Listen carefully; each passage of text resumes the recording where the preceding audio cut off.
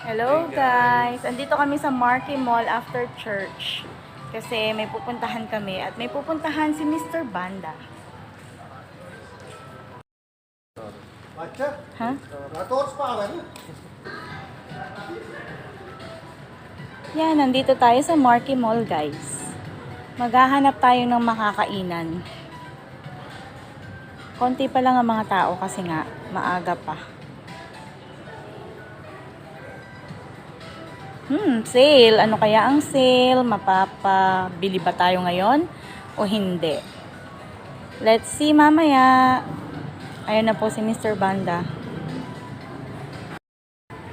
Ay, ang ganda dito. Ayan o. Ang daming ano. Gusto ko ng ganyan sa bahay, Papa.